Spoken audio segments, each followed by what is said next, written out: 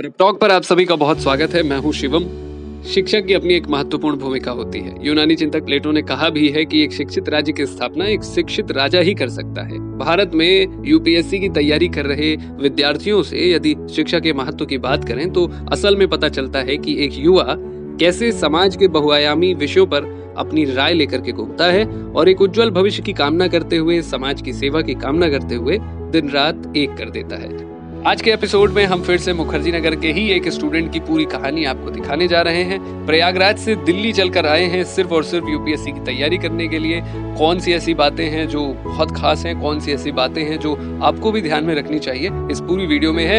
ये पूरी video and तक जरूर देखिए और अपनी राय हमें कमेंट बॉक्स में लिख करके बताइए। तो मेरे साथ है रोहित प्रयागराज से हैं, मुखर्जी नगर आए हैं यूपीएससी की तैयारी करने। एक आम सवाल मन में आता है कि प्रयागराज यानी कि पहले जिसे इलाहाबाद के नाम से जानते थे, जिसे किसी ज़माने में आईएएस और पीसीएस की खेती करने वाला एक स्थान के रूप में उसे जाना जाता था।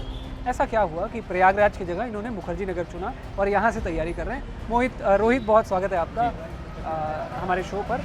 सबसे पहले बताइए कि आप मुखर्जी नगर कब आए और किस हिसाब से तैयारी शुरू की आपने? देखिए, मैं मुखर्जी नगर जुलाई 2022 में आया था। 2022 में आया, ठीक है। 2022 में आया था।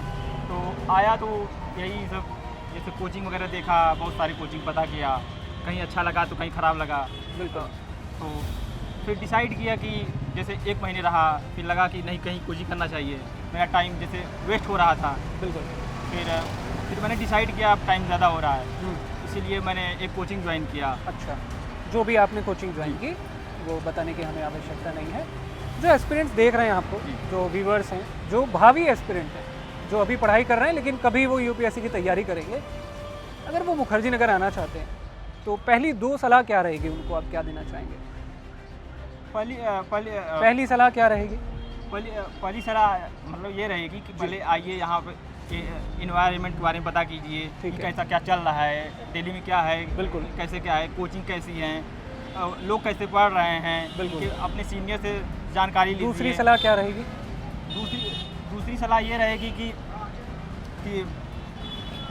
दूसरी सलाह ये रहेगी कि चलिए छोड़िए, जो नहीं बता रहे हैं, जो जैसे जो बाहर के लोग हैं, थोड़ा उनसे जैसे कुछ लोग ज़्यादा सीनियर हो जाते हैं तो अपने आप को दिखाते रहते हैं ना। बिल्कुल 30 मार खा कि ये किताबें पढ़ लो, वो किताबें पढ़ लो। बिल्कुल, उनसे बच के रहना चाहिए। किताबें खरीद ली आपने सारी?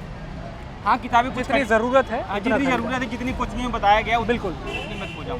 कोई बच्चा अगर यहाँ पर आना चाहता है, दूर दराज के क्षेत्र से है और विशेषकर अगर वो लड़की है, आप एक लड़के हैं, मैं आपसे राय जानना चाहूँगा कि भारत के दूर दराज क्षेत्रों से वो लड़कियाँ जो यहाँ पर आकर पढ़ना चाहती हैं, क्या वो आ सकती हैं? उनके लिए सेफ़ है माहौल, सब कुछ अच्छा है? हाँ, माहौल सेफ़ है। थोड़ा सा मतलब अब यहाँ पे लड़के की संख्या ज़्यादा है तो थोड़ा मैटर नहीं करता है। हाँ, तो ज़माना बदल रहा है। हाँ, तो ज़माना बदल रहा है तो आपको आसपास के मतलब देखना चाहिए कि जैसे पीजी है, बिल्कुल। वहाँ पीजी में ऐसा ना हो कि गर्ल्स का भी है, बॉयज़ का भी, आपको गर्ल्स वाला ही चूज करना पड़ेगा। और जैसे रूम ये राय बड़ी इनकी अच्छी है। इनका कहना है कि अगर कोई गर्ल यानी कि कोई फीमेल एस्पिरेंट आना चाहता है तो वो गर्ल्स पीजी में जाए, वहाँ पर ही रहे, कंबाइंड ना हो। अच्छा, ठीक है, ये सुरक्षा की दृष्टि से आप कह सकते हैं। एक बात बताइए कि आप प्रयागराज से हैं जी।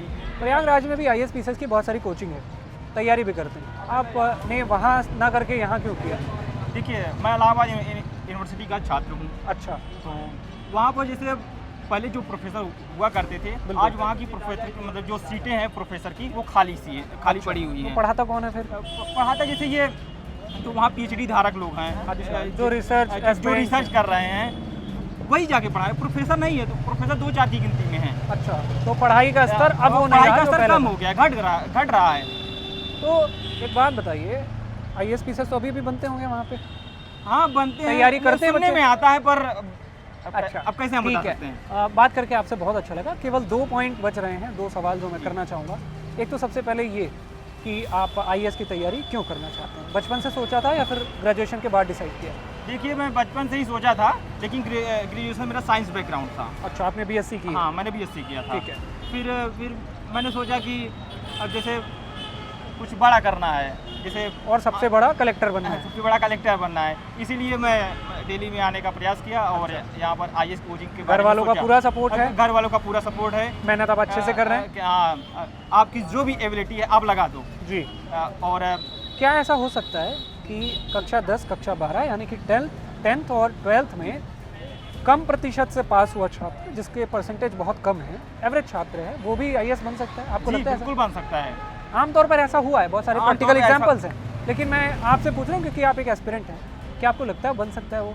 हम बन क्यों नहीं सकता? जैसे अगर आप जैसे हाई स्कूल इंटर का एग्जाम दे रहे हैं, हो सकता है आप बीमार पड़ गए या कुछ हो गया, बिल्कुल। सडनली घर में प्रॉब्लम हो गई, तो आप क्या कर सकते हैं? जैसे किसी का पेपर छूट जाता है, बैक लग गया, तो उसमें आप क्या कर सकते हैं? बिल्कुल, आपसे बात करके बहुत अच्छा लगा।